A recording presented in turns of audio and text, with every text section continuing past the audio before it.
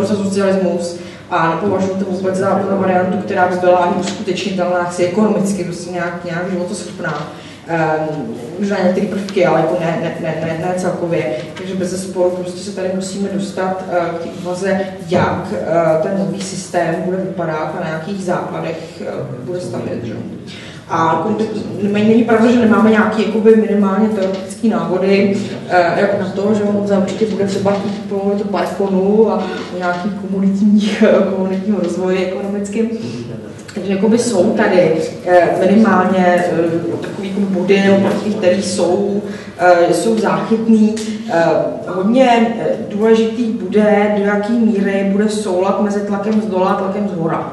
Jo, do jaké míry bude možný sladit třeba to, co se děje v Jižní Americe, navzájem kombinuje. Jo? To znamená, tam jsou nějaké progresivní vůdci, plus ten tlak je dolů, to znamená, není to ten socialismus jako bez hora, ale je to obou směrný. To znamená, do jaké míry by se tohleto mohlo kombinovat v Evropě. A já nechci tlumit to řecký nadšení, ani náhodou, vůbec, ale já mám trošičku obavy z toho, kdyby ta změna, třeba revoluční změna, přišla na periferii Evropy.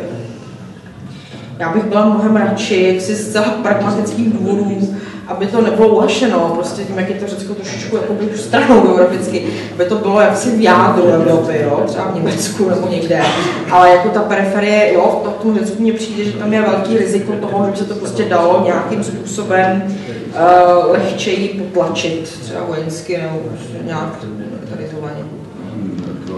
Představili, že Bundeswehr nasadí případy nějaký ekonomický krize v minulé roce. Že to nasadili normálně při nějaký krizový situace. Takže jako ono i ty Německo normálně to, a já jsem se nedělal různé volinky, že když se vstoupal do nějakého procesu, který by na to reformní přímo normálně trval. Jako do čela toho nějakého sociálního hnutí, který bude vyloženě radikálně po celé situaci. Možná mám ty linky trošku lepší mínění, ale je to otázka samozřejmě. No ne, jako, je to pravda, že jako, je otázka teda, ale potom otázka, když říkáš periferie Evropy, tak to je taky periferie způsobem, že jo. A teď tam probíhaly taky nějaké stávky, nebo před 3 když je tam stejný procesy normálně, že se tam taky privatizuje něco, jo. A to nějaký lidi budou něco nějakou vejku na to už je jedno, ale jako v podstatě ten souběh, jako, tam může být zase to dělítko té zkušenosti Řekové Turci. A ještě v tom leží normálně Kypr. Jo? Jo, a to potom se těžko normálně jako přednáší, protože někdo to může využít v rámci nějaký krizové situace, že to bylo ve obou těch. Když se tam nerozpadlo někde na jihu toho křídla, tak vyvolá třeba i konflikt národností. Jako hru. Ještě mám poznámku, než dokázat, že nechápu politiku. Já si myslím, aby jsme se tady nechtěli rozvíjet debatu o tom, jak má vypadat socialismus libertál. Jde o to, že debata o tom, jaká ta společnost má být a o co má být opřená. Tak to jako tady neprobíhá v tuhle chvíli se existuje to takzvaný odpor, nebo taková ta vlna toho antikapitalistického odporu, která patří do minulého desetiletí pomalu už, která je stará 5 let a je mrtvá, protože situace se radikálně změnila. A radikálně se mění tím pádem mimozemská situace. Kapitalismus je naprosto bezostyžný a samozřejmě s tím naprosto souhlasím, že jakákoliv nastavy, jakýkoliv návrh ke stanismu je nemožný, neobhajitelný a je v podstatě neuskutečnitelný. Naráží úplně mimo, respektive mění se na to, co spotřebujeme na pracující. Proto se bavíme o reální věci. To, co vidíme v realitě, jsme viděli na několika věcech v Řecku na organizaci veřejné dopravy během generální stávky. Kdyby to nebyl stát nebo centralizovaný stát, který organizoval dopravu, ale najednou to byly státkující strany. Tak aby se lidi dostali na demonstrace, samozřejmě z praktických důvodů. Debaty o obsazení Carrefouru a řetězců na distribuci potravin, který je samozřejmě řešením případného problému při dlouhé generální stávce se zásobováním a tak dále. Bavíme se o reálných procesech, o reálných převzetí kontroly nad těma statkama, které jsou na úplně odlišných základech než kapitalistických a samozřejmě než stalinistických.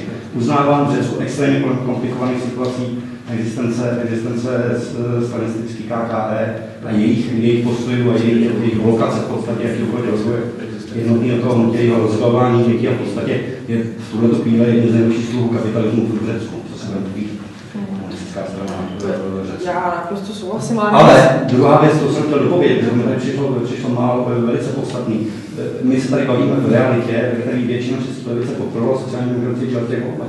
Očekávala od ní to samé, co sliboval PASOK před půl rokem v Řecku. A my čekáme, že sociální demokracie by se nezachovala úplně stejně jako PASOK v Řecku. Samozřejmě, že ano.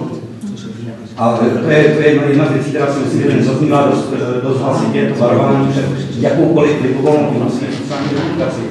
Přes jakýkoliv prostředek.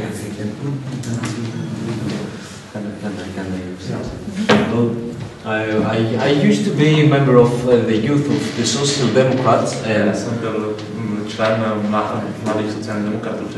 because I was supporting one of the top leaders of the Social Democrats against the neoliberal president of the Social Democrats.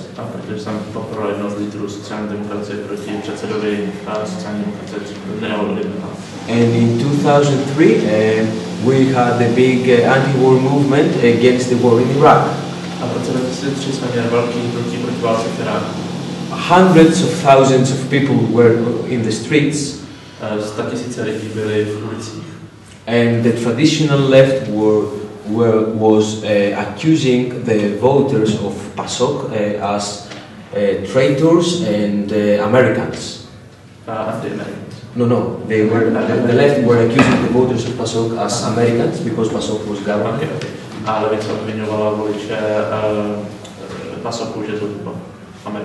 SEC was the only group in the left that could cooperate with social democrat people and organize the movement against the war. Sestarská organizace socialistické solidarity byla jediná, která byla schopna spolupracovat s řadovými sociálními demokraty v protiválečném hnutí. SEC had voted for the Social Democrats with critical vote in 93-96. SEC taky podporoval volbu sociální demokracie kriticky. So the only party in the left that took people from the Social Democrats to the left is SEC. Takže jediná strana, která převádí vlastně sociálně demokratické voliče dál na levo je SEC. The rest of the left consumed itself in building walls between the left and the voters of PASOK. A zbytek levice se spotřebovává na tom, že vytváří propasti mezi sebou a voličem socialistů. The voters of PASOK are leading this working movement. Členové PASOKu vedou tohle dělnické hnutí. And the only left concept that it's not in crisis is the one that was not offending in that way the PASOK voters. A jediná koncepce levice, která dneska není v krizi, je ta, která neurážela voliče PASOK. In this situation, all the concepts that were sectarianists against the voters of PASOK are in deep crisis. Ty ostatní sektářské koncepce jsou v hluboké krizi.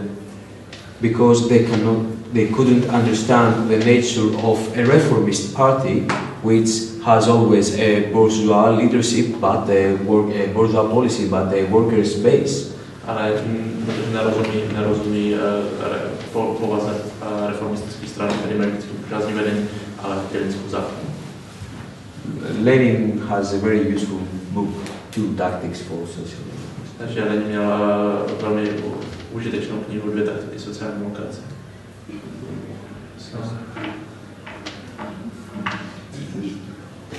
Ale myslím, že to tady bylo už mě zajímalo ten zkaz, jako jestli tam nějaký je v podstatě, jestli ta diskuze debata má sloužit něčemu tady v Čechách domů. Jestli se tady bude veřejně, ať už na levici a hlavně z levice vůči veřejnosti mluvit o tom, jakým způsobem se brání proti chystáným reformám. Zaplať pánu, my sedíme tady a venku z toho dělá daleko víc, někdo úplně jiný chystá demonstrace proti školníkům na neděli.